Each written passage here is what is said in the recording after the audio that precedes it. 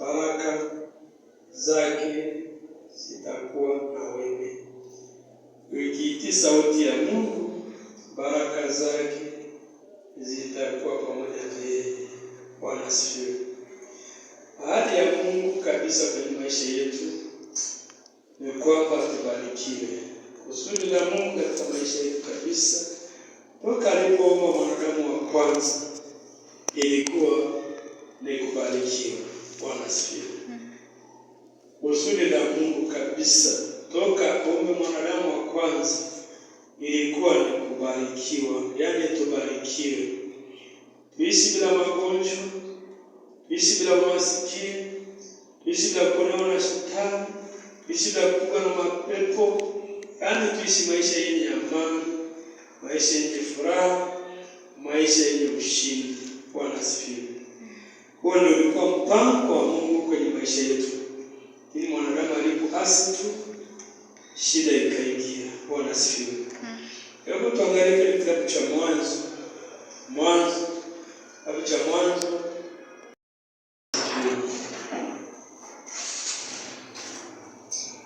Yaani umaskini sio sehemu ya mtu ambaye ameokoka. Shida wala magonjwa wala kuonewa na shetani, tina mizimu na waganga na wachawi. Hiyo sio sehemu ya maisha ya mtu ambaye ameokoka. Nitasoma.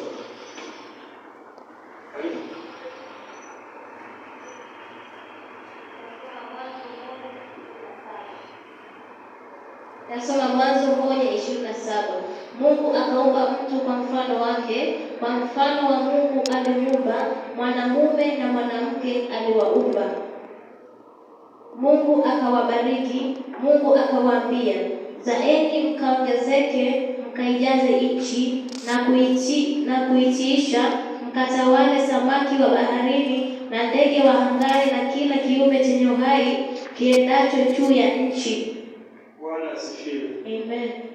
Tunaona kabisa mpango wa Mungu katika maisha ya mwanadamu.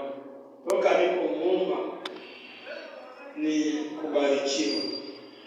Biblia inasema kwamba akaumba mtu kwa mfano wake, mwanaume na mwanamke aliwaumba. Bwana asifiwe.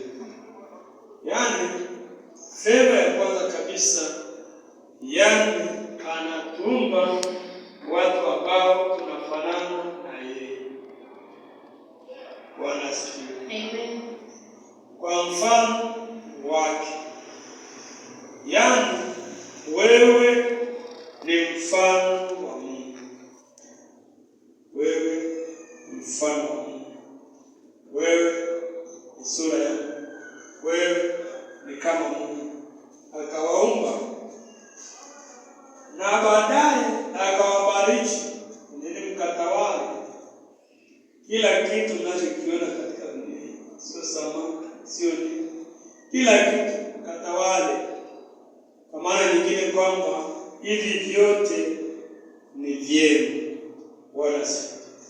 Mnaanza kuvifanya vile mnavyotaka. Bwana asifiwe. Mnaanza kufanya nini? Vile mnavyotaka.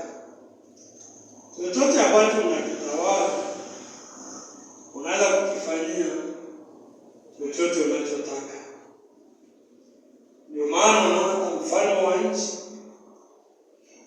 akiwa pale na mamlaka aliyonayo katika nchi na taifa analoongoza, akitoa amri yote ile lazima ifanywe kazi. Bwana asifiwe.